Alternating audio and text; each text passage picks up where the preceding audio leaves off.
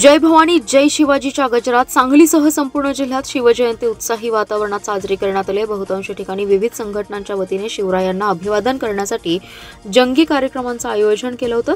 जिल्हा प्रशासनाकडूनही शिवरायांना अभिवादन करण्यात आले। मर्दानी खेळ, लेझिमचा निनाद यांसह लेझर शो, व्याख्यान, ग्रंथ वाटप आदी नानाविध उपक्रम पार पडले। सांगली शहरात छत्रपती शिवाजी महाराज जयंती उत्साहात झाली आहे। मारुती चौकातील शिवतीर्थ येथे पोवाडा, पाळणा आणि त्यानंतर आतिषबाजी मध्यरात्री करण्यात आली। छत्रपती शिवाजी महाराजांच्या अश्वारूढ पुतळ्यास विविध मान्यवरांनी अभिवादन केले। छत्रपती शिवरायांच्या जय जयकाराने शहर शिवमय होऊन गेले। सांगली महापालिका आणि शिवजन्मोत्सव सोहळा समितीच्या वतीने सांगली शहरातील छत्रपती शिवाजी महाराज स्मृतिस्थळ येथे काल मध्यरात्री 12 वाजता शिवजन्मोत्सव सोहळा मोठ्या उत्साहात आणि आबालवृद्धांच्या उपस्थितीत पार पडलाय। मध्यरात्रीत शिवजन्मोत्सव सोहळा होणार असल्याने शहरातील पुरुष, महिला, आबालवृद्ध पारंपरिक वेशात मोठ्या उत्साहात स्मृतिस्थळावर उपस्थित होते। महापालिकेत छत्रपती शिवाजी महाराज यांची जयंती साजरी। हिंदवी स्वराज्याचे संस्थापक छत्रपती शिवाजी महाराज यांची जयंती महापालिकेकडून करण्यात आली आहे। आपल्या लाडक्या राजाच्या जयंतीसाठी हजारोंच्या संख्येने सांगलीत छत्रपती शिवाजी महाराजांच्या पुतळ्यासमोर एकत्र आले होते। मिरज तालुक्यातील म्हैसाळ येथे के-मार्ट बाजारजवळ कर्नाटक परिवहनची एसटी बस आणि कागवाडहून म्हैसाळकडे येणाऱ्या ट्रॅक्टरची समोरासमोर धडक बसल्याने एसटी पलटी होऊन 30 फूट खोल खड्ड्यात पडून एसटीमधील 24 प्रवासी जखमी झाले, तर एसटी चालकाचा पाय फ्रॅक्चर झाला असून त्याला खासगी रुग्णालयात उपचार करण्यासाठी दाखल करण्यात आले। या एसटी बसमधून 40 प्रवासी प्रवास करत होते। सुदैवाने जीवितहानी झाली नाही। या घटनेची नोंद मिरज ग्रामीण पोलिसात झाली आहे। म्हैसाळ येथे कर्नाटक एसटी बस कागवाकडे जात असताना कागवाडहून म्हैसाळकडे येणाऱ्या ट्रॅक्टरची के-मार्ट बाजारजवळ धडक झाल्याने कर्नाटक एसटी चालकाचे नियंत्रण सुटल्याने बाजूला असलेल्या 30 फूट खोल खड्ड्यात 2 वेळा पलटी होऊन खाली पडली। एसटी बस पलटी झाल्याचं समजल्यानंतर एसटीमध्ये बसलेल्या प्रवाशांनी आरडाओरडा सुरू केला। सर्वत्र धूळ पसरली होती। एसटी पलटी झाल्याने मोठा आवाज झाला। म्हैसाळमधील नागरिकांनी त्या एसटीकडे धाव घेतली। सर्व प्रवासी घाबरलेल्या स्थितीत होते। पलटी झालेल्या बसची पुढची काच फोडण्यात आली। आतील प्रवाशांना बाहेर काढण्यात आलं। जखमींना रुग्णवाहिकेतून उपचारासाठी पाठवण्यात येत होतं।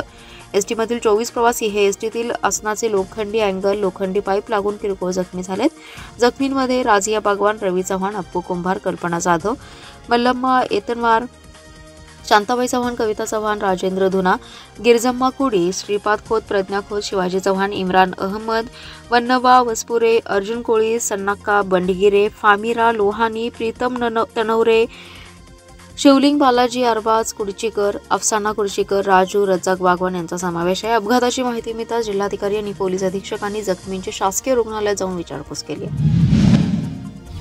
सांगली कोल्हापूर रस्ता केंद्र सरकारने राष्ट्रीय महामार्ग प्राधिकरणमधून मंजूर केला। या कामाच्या निविदेत तांत्रिक अडचण आल्याने त्याची फेरनिविदा काढण्यात येते। ही प्रक्रिया पूर्ण होऊन सांगली कोल्हापूर रस्त्याचा प्रश्न लवकरच मार्गी लागेल। हा रस्ता मृत्यू सापळाऐवजी प्रगतीचा रस्ता होईल अशी माहिती खासदार धैर्यशील माने यांनी बुधवारी पत्रकार परिषदेत दिली आहे। सांगलीत एकनाथ शिंदे शिवसेनेच्या सभासद नोंदणी अभियानाचा शुभारंभ खासदार माने यांच्या हस्ते आमदार सुहास बाबर, जिल्हाप्रमुख आनंदराव पवार, गौरव नाईकवाडी, अमोल पाटील यांच्या उपस्थितीत झालाय। खासदार माने म्हणाले, सांगली कोल्हापूर रस्ता खड्डेमय बनला होता। या रस्त्यासाठी केंद्र सरकारकडून निधी उपलब्ध करण्याची मागणी होती। चोकाक ते अंकली या रस्त्याचा सर्वप्रथम राष्ट्रीय महामार्गामध्ये समावेश करून घेतला। त्यानंतर रस्त्याच्या कामांसाठी पाठपुरावा करून 1100 कोटी रुपयांचा निधी मंजूर केलाय। या कामाची पहिली निविदा प्रसिद्ध झाली होती, परंतु तांत्रिक अडचणींमुळे या कामाची फेरनिविदा काढण्यात येणार आहे।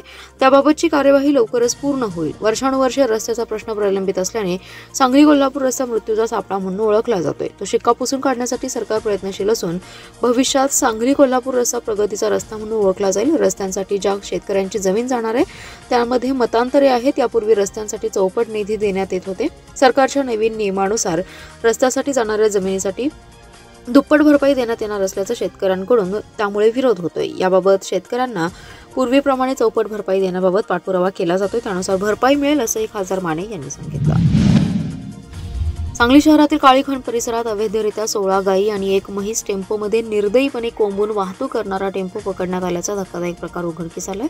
सांगलीतील गोरक्षकांनी जनावरांसह गाडी थेट विश्रामबाग पोलीस ठाण्यात आणत जनावरांची सुटका केली आहे। या प्रकरणी असलम सिकंदर खाटीक याच्यावर गुन्हा दाखल करण्यात आला। या प्रकरणी विनायक सदाशिव येडके यांनी फिर्याद दिली आहे। फिर्यादी विनायक येडके हे फायनान्स कंपनीकडे कर्ज वसुलीचे काम करतात। ते गोरक्षक संघटनेचे सदस्य आहेत। बुधवारी सकाळी 8 वाजता सांगली कॉलेज कॉर्नर येथे बोजा असलेल्या वाहनांचा शोध घेत असताना टेम्पो काळीखंड परिसरात थांबवला।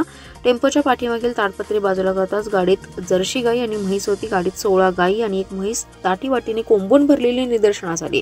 गोरक्षक ओंकार माळी, सचिन सूर्यवंशी, रोहित पाटील, शिवतेज सावंत, राहुल माने, सुजल चव्हाण, चिन्मय शेट्टी, राहुल कोळी, दीपक बावकर, सुमित जाधव, आकाश जाधव यांनी घटनास्थळी धाव घेतली. जनावरांसह टेम्पो विश्रामबाग पोलीस ठाण्यात आणण्यात आला. पोलिसांनी गोरक्षकांनी जनावरांची सुटका केली. पशुवैद्यकीय अधिकाऱ्यांकडून जनावरांची तपासणीही करण्यात आली. या प्रकरणी असलम सिकंदर खातिक याच्यावर गुन्हा दाखल करण्यात आला. अधिक तपास विश्रामबाग पोलीस करतायत.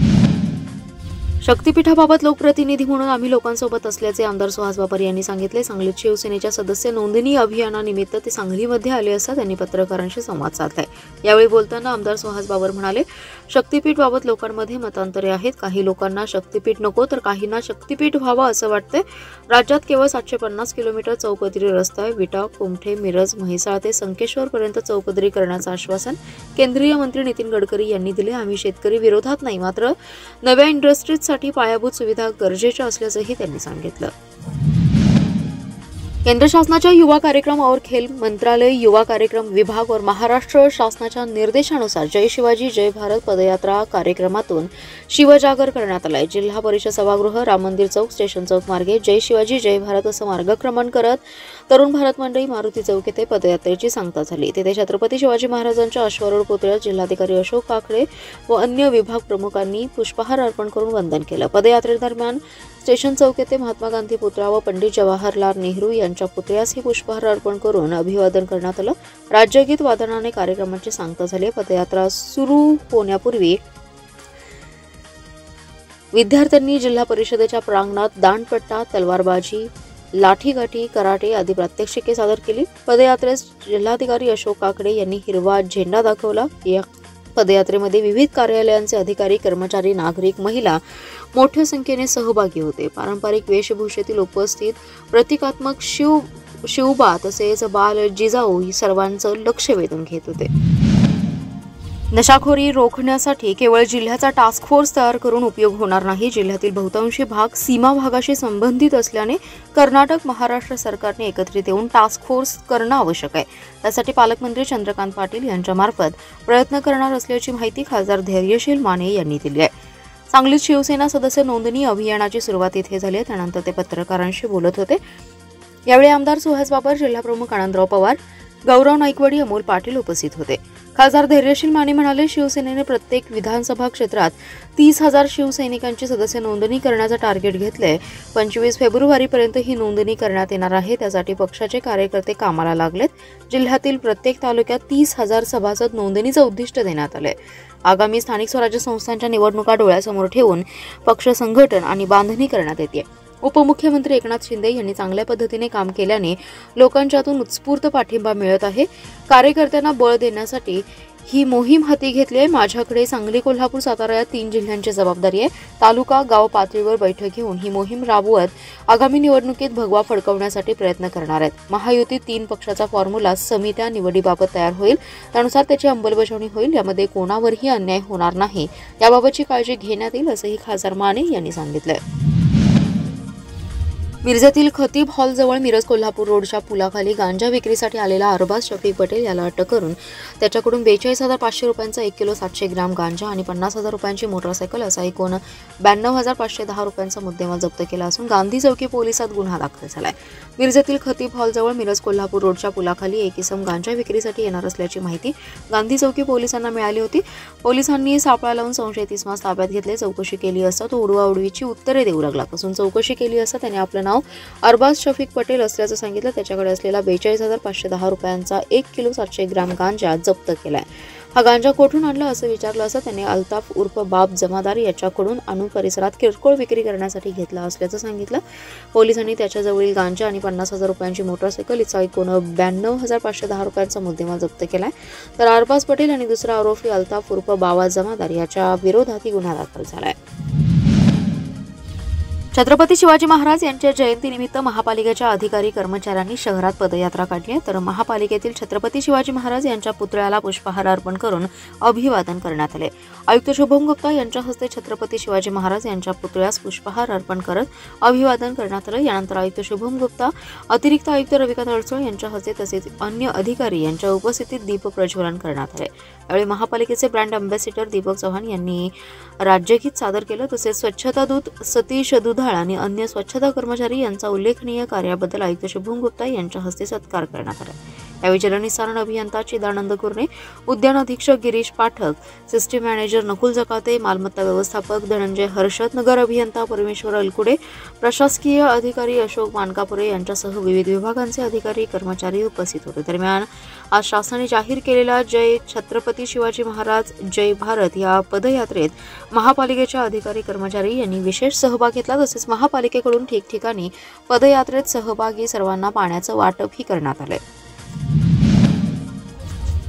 सांगलीतील कृष्णा नदीत चेरी नाला मैला मिश्रित पाणी मिसळत असल्याने मासे मृत्युमुखी पडत आहेत। त्यामुळे नागरिकांच्या आरोग्यास धोका निर्माण झालाय। दूषित पाणी करणाऱ्यांवर तात्काळ कारवाई करण्यात यावी अशी मागणी कृष्णा महापूर नियंत्रण समितीच्या वतीने जिल्हाधिकाऱ्यांकडे करण्यात आली आहे। महापूर नियंत्रण समितीच्या वतीने निमंत्रक सर्जेराव पाटील यांच्या शिष्टमंडळाने जिल्हाधिकारी अशोक काकडे यांना निवेदन दिलेलं आहे। या निवेदनात म्हटलंय की सांगलीसाठी सध्या पिण्यासाठी पाणी म्हणून जे पाणी वापरलं जातं ते कृष्णा नदीतून उचललं जाते। नवीन पुलाच्या वरच्या बाजूस पंपिंग स्टेशन आहे, तिथून सांगली बंधारामधील पाणी वापरासाठी उचललं जात असलं तरी शेरी नालामधून पाणी नदीत सोडलं जाते। तसेच काही पाणी नदी काठावरून बंधाराखाली सोडलं जातं, परंतु गेले कित्येक दिवस बाजूला ओव्हरफ्लो होऊन बंधारावरच्या बाजूला नदीत मिसळत आहे। पाण्यातील दुर्गंधीमुळे पाण्याला दुर्गंधीचा वास येतोय। त्यामुळे प्रदूषण महामंडळाच्या सांगलीचे विद्यासागर किल्लेदार यांनी 18 फेब्रुवारी 2025 रोजी कळवलं होतं। नागरिकांच्या जीवांची परीक्षा न बघता कित्येक जीव जंतू मासे मरण पावत आहेत आणि जीवितास धोका आहे। पाणी लोक पाहिल्यापासून उकळून पित आहेत, पाण्यातून साथीचे रोग पसरतात। यावर उपाय म्हणून योग्य ती कार्यवाही करण्यात यावी। पाण्याची तपासणी वेळोवेळी करून नदीला दूषित करणाऱ्यांवर कायदेशीर कारवाई करण्याची मागणी करण्यात आली आहे।